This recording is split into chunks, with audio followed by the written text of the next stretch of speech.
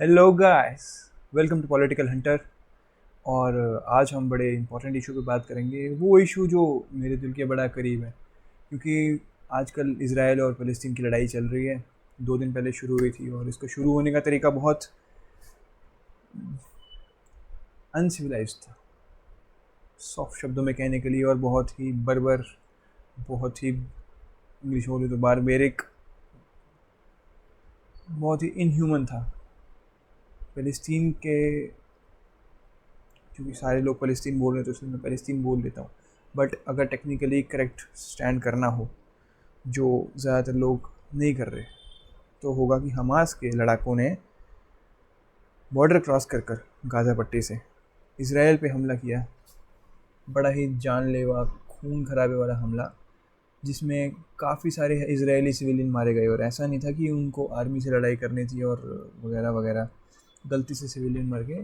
बहुत जानबूझ के उन्होंने हमला किया और बहुत बहुत क्रूर तरीके से उन्होंने सभी का संहार किया।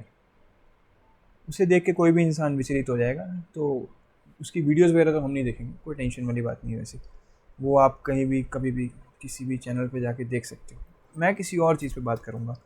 मैं बात कर रहा हूँ आज़ादी की जो लड़ाई है उसके बारे में, कि आज़ादी कोई माने ना माने, पर हर कोई किसी न किसी तरीके से आज़ादी ही चाहता है। बस उसकी आज़ादी की परिकल्पना अलग अलग है।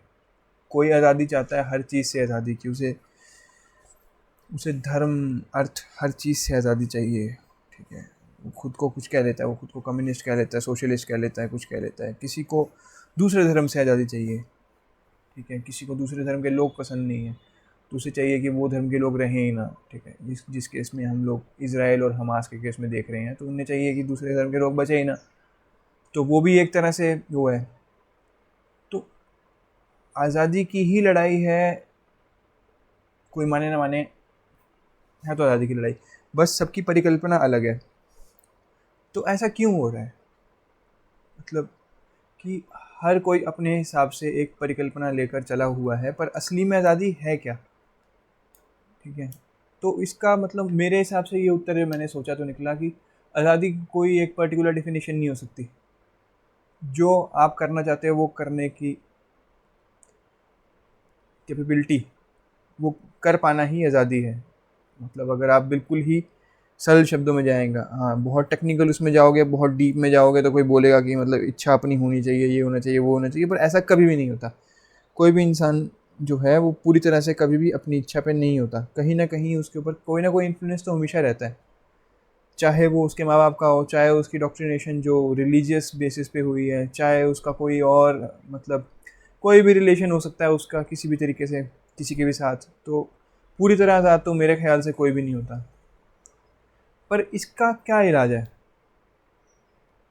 मतलब क्या इंसानों को आज़ादी की तरफ नहीं भागना चाहिए? क्या इंसानों को मतलब मान लेनी चाहिए, बात मान के रहना चाहिए, मतलब थोड़ा सा मतलब वो बन के रहना चाहिए कि ठीक है यार, जो है वो चलता है। ठीक है, और कब इंसान आज़ादी के पीछे ज़्यादा भागते हैं वर्सेस कब नहीं भागते? जैसे कि मैं सिंपल भाषा में बोलूँ तो मतलब कब ऐसा है कि ये आज़ादी की लड़ाई इतनी, मतलब आपके आपके दिमाग में तो हमेशा चलती रहती है कि मेरे को इस चीज़ से भी फ्रीडम चाहिए, इस चीज़ से फ्रीडम चाहिए, पर ये बाहर कब आती है? तो उसकी कुछ बेसिक कंडीशंस हैं। जैसे ज़्यादातर रेवोल्यूशंस या ज़्यादातर जितने भी, मतलब क्रांति के अलावा भी कई शब्द हैं इसके लिए, जैसे विद्रोह वगैरह तभी हुए जब लोग आर्थिक रूप से और मानसिक रूप से दोनों से ग्रसित थे। मतलब मानसिक ग्रसिता तो मेरे ख्याल कभी ख़त्म नहीं हो सकती। हम इंसान जो हैं वो बने ही सफ़रिंग के लिए हैं, हम किसी न किसी चीज़ को लेके दुखी रहते ही हैं।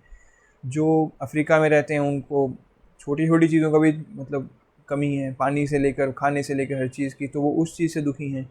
जो मतलब मिडिल इनकम कंट्रीज़ में, जैसे मिडिल इनकम क्या, लोअर मिडिल इनकम कंट्रीज़ में, जैसे इंडिया वगैरह में, तो उनको काम की वो है कि हमें काम मिल जाए और हमें अपना सोशल स्टेटस ऊपर करना है।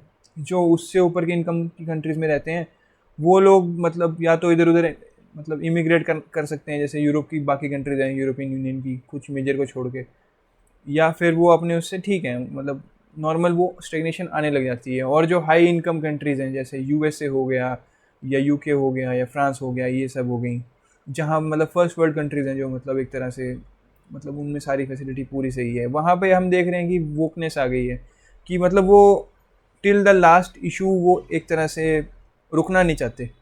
और यही एक तरह से सार है आज़ादी का, कि रुकना नहीं है, हमेशा एक के बाद एक आपको बढ़ते जाना है, ठीक है ना। और ये जो वो है आज़ादी की, ये हर किसी में है, पर हम कुछ और चीज़ों को इग्नोर कर देते हैं, क्योंकि ये वो चीज़ें बहुत सटल होती हैं।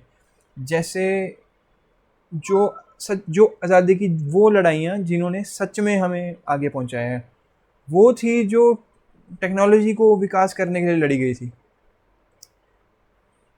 मतलब अब ये बोलने में तो अजीब लगेगा, पर मतलब माना कि ब्रिटिश इन्वेजन और ब्रिटिश कॉलोनाइजेशन जो था वो एक तरह से अपने फ़ायदे के लिए था, पर उसके साथ ही साथ इंडस्ट्रियल रेवोल्यूशन भी हुआ, कि एक दुनिया के एक कोने से रिसोर्सेज दूसरे कोने में ले जाए गए, और उस रिसोर्स ट्रांसफ़र की वजह से एक पर्टिकुलर मतलब कंट्री के पास, जैसे ब्रिटेन के पास बहुत एबंडेंस ऑफ रिसोर्स आया। उन्होंने मतलब एक्सप्लोरेशन शुरू की, उन्होंने मतलब अनगिनत लोगों को मारा, उसमें कोई शक नहीं, अनगिनत लोगों को। और उसका कोई वो नहीं है, उसका वो कोई मतलब उसका कोई माफ़ी नहीं है, उसकी कोई दलील नहीं दे सकता। पर अगर हम रिज़ल्ट में भी देखें तो हमें वो भी देखना चाहिए कि उसके उस एबंडेंस के कारण जो ऐसे लोग थे जो कुछ परस्यू करना चाहते थे, जैसे मतलब जिनको साइंटिफिक परस्यूट्स, जिसको मैं सिंपल भाषा में बोलूँगा, उन सब में बहुत गति आई।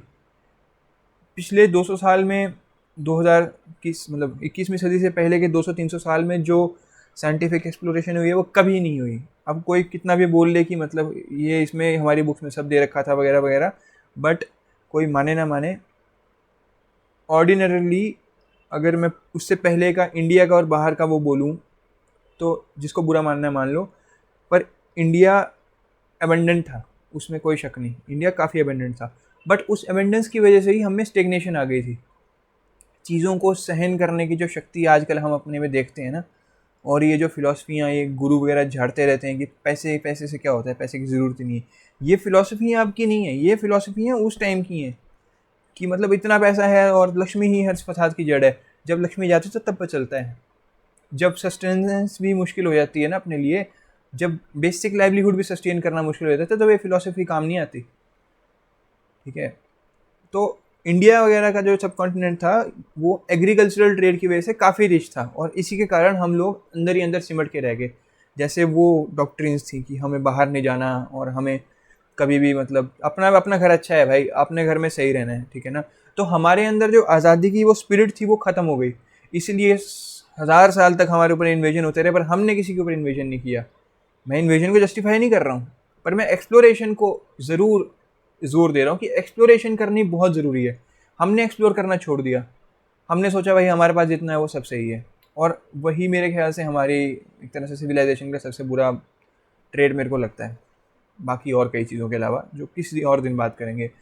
दूसरी तरफ जो यूरोपियन सिविलाइजेशन है, अब यूरोपियन सिविलाइजेशन, अब ये लोग माने ना माने, पर ये लोग ठीक ठाक गरीबी में जिए हैं, खासकर रोमन एम्पायर के गिरने के बाद।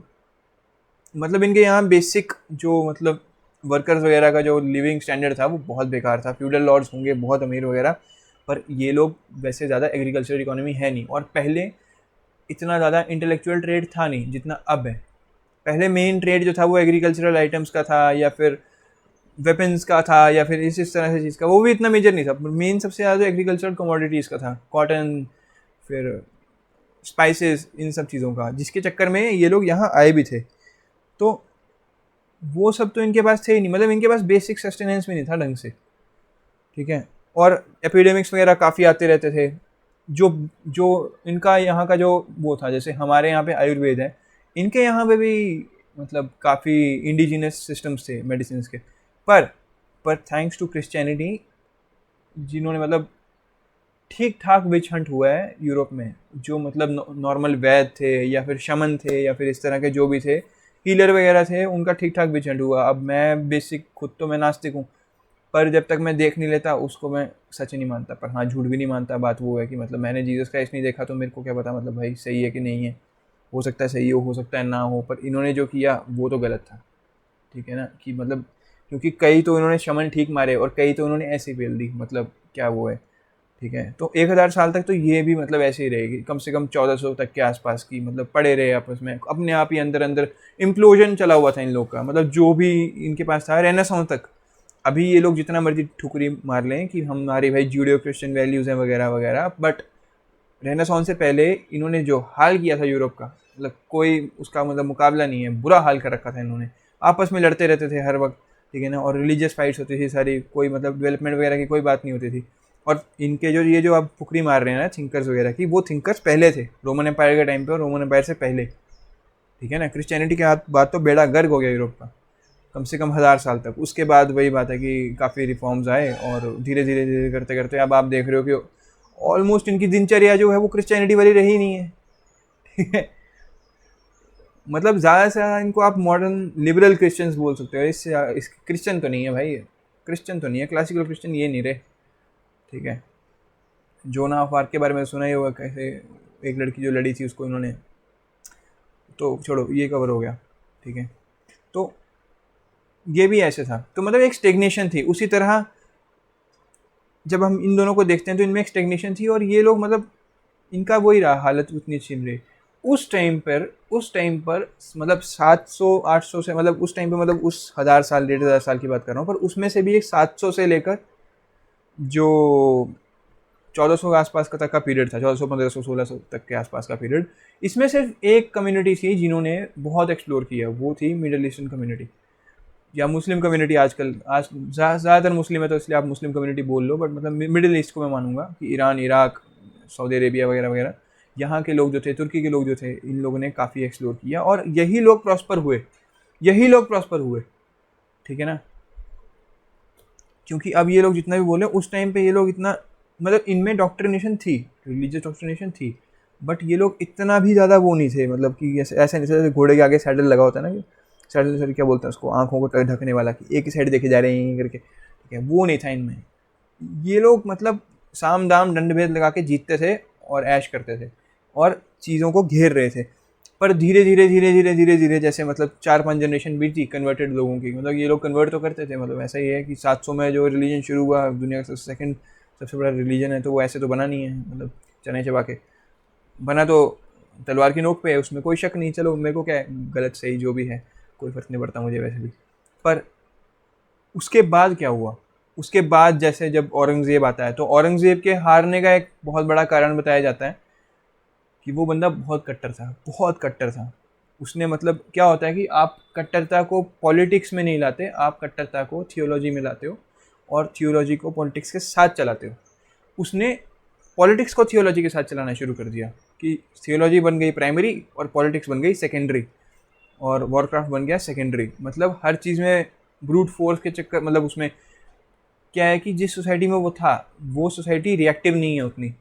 ठीक है ना, मतलब फर्स्ट रिएक्शन तो क्या, मतलब फर्स्ट प्राइमरी वो तो उनका तो नहीं होता, कि मतलब प्राइमरी एक्शन तो वो नहीं लेते, ऊपर से वो रिएक्टिव भी उतने नहीं है, काफ़ी सही शुण है वो, मतलब काफ़ी सहने के बाद वो करते हैं। पर उसने क्या किया कि उसने इतना स्ट्रेट फॉरवर्ड और वो अप्रोच अपनाई कि रिएक्शंस आने लग पड़े, और धीरे धीरे करते करते उसने ही मुगल एम्पायर का वो ट्रिगर कर दिया। अब अच्छा किया बुरा किया मुझे क्या, ठीक है। अब उससे आगे आते हैं, तो जो पॉइंट में मैं आ रहा था, और हो सकता है कि पहली बार मैं इतना लंबा रिकॉर्डेड वीडियो बना रहा हूँ तो मैंने उसको थोड़ा सा मिस कर दिया हो, कि बात थी फ्रीडम की। तो इतिहास में मैं देखता हूँ जिस जिस आदमी ने भी फ्रीडम को सही तरीके से एक्सरसाइज किया है बिना किसी प्री डिस्पोजिशन के, मतलब जैसे अंग्रेज़ आए पैसा कमाने के लिए आए, मुग़ल आए भारत की वेल्थ देख के आए, हो सकता है उनका और भी वो हों कन्वर्ट करने वगैरह के भी उनके थे, प्लंडर करने भी आए थे, पर फिर भी प्लंडरिंग के साथ वो लोग वेल्थ वगैरह के चक्कर में भी बहुत घूमते रहे। मतलब प्लंडरिंग को मेन जो एक तरह से ऑक्यूपेशन टाइप ही उन्होंने बना लिया, वो ये था कि वेल्दी कम्युनिटीज़ में जाके प्लंडर करो, बात खत्म। ठीक है, ब्रिटिशर्स ने भी सेम किया। और इन सब में एक चीज़ मेरे को ये कॉमन मिली कि जैसे ही ये लोग भी एक तरह से, मतलब इनमें भी एक स्थिरता आने लगी, एक वो आने लगा, अमीर हो गए या उसका बोलते हैं उसको, फ्लरिशिंग कम्युनिटीज़ बन गए ये लोग भी। जैसे आप लोग यूके की बात कर लीजिए, या फिर फ्रांस वगैरह की बात कर लो, जर्मनी की बात कर लो, वैसे ही या तो इन्होंने या तो ये इम्प्लोड हुए जैसे यूएसए आजकल वोकनेस के चक्कर में, या फिर ये लोग थक गए कि मतलब भाई बहुत हो गया, मतलब हमारे पास बहुत है, इससे आगे हमको क्या ही करना है। और वहाँ मुझे लगता है वो आपकी बर्बादी का पहला चिन्ह वही होता है, जैसे ही आप अपने आप में संतुष्ट हो जाते हो, जो आप जानते हो उसमें संतुष्ट हो जाते हो, जो आप सोचते हो उसमें संतुष्ट हो जाते हो, जो आपने देखा है, जो आपने किया है, उस सब में संतुष्ट हो जाते हो। तो इस तरह से मैंने देखा है कि आज़ादी जो है वो बहुत ख़तरनाक फोर्स है। सिर्फ मतलब ये सभी चीज़ें जो हैं मैं इनको आज़ादी की कैटेगरी में ही डालता हूँ कि मतलब एक्सप्लोर करना, दूसरी जगह पे जाके कब्ज़ा करना, कॉलोनाइजेशन, मतलब आप अपनी फ्रीडम चाहते हो, चाहे आपको दूसरे की फ्रीडम कब करनी पड़े। आप मतलब खुद को धनवान बनाना चाहते हो ताकि आप अलग अलग चीज़ें कर पाओ एक चीज़ की, मतलब उस सेंस में बोल रहा हूँ। तो इस तरह से मतलब अगर मैं इसराइल और फ़लस्तीन का भी कन्फ्लिक्ट देखूँ, तो इसराइल और फ़लस्तीन के कन्फ्लिक्ट में भी मुझे वही दिखता है। एक ग्रुप है जो जीने की आज़ादी चाहता है, इसराइल, ठीक है ना, और हो सकता है कि उनके और भी प्लान्स हों, जैसे अपना देश जो है उसको बड़ा करने के, बाकी के मिडिल ईस्ट पे कब्जा करने के, उस सब में मैं नहीं जाऊँगा। वहीं फ़लस्तीन है, ठीक है, जाऊँगा कि मैंने बोल दिया बाकी आप खुद समझदार हो, ठीक है। उसके अलावा फ़लस्तीन है। फ़लस्तीन बेसिकली कहो ना कहो, वो मतलब वो शांति नहीं चाहते, वो कॉम्प्रोमाइज़ नहीं चाहते, वो पूरा का पूरा इसराइल चाहते हैं और वो एक एक जीव को मार देना चाहते हैं। बात खत्म। हमास फ्रंट होगा होगा, पर दोनों ही केस में एक के लिए जीने की आज़ादी है और एक के लिए अपना रिलीजन प्रैक्टिस करने की आज़ादी है। तो लड़ाई आज़ादी की ही, ठीक है। तो मतलब मेरा सिर्फ इतना सा पॉइंट था कि दुनिया में जितनी भी लड़ाइयाँ होती हैं, जितने भी वो होते हैं, चाहे वो लालच हो या कुछ हो, आज आके सारी लड़ाइयाँ आज़ादी की ही लड़ाइयाँ होती हैं। हर किसी को वो करने की आज़ादी चाहिए जो वो करना चाहता है, और उसके लिए वो लड़ता है जब उसको कोई और करने नहीं देता। कोई किसी का सामान छीनना चाहता है, कोई किसी की जान छीनना चाहता है, कोई किसी का देश छीनना चाहता है, पर आज आके हर लड़ाई आज़ादी की लड़ाई है। बस इतना ही पॉइंट था मेरा थोड़ा सा कॉन्वोल्यूट कर दिया मैंने, पर मतलब जो सुनेगा वो समझ जाएगा कि मेरा इंटेंशन क्या था। तो ओके यार, बाय।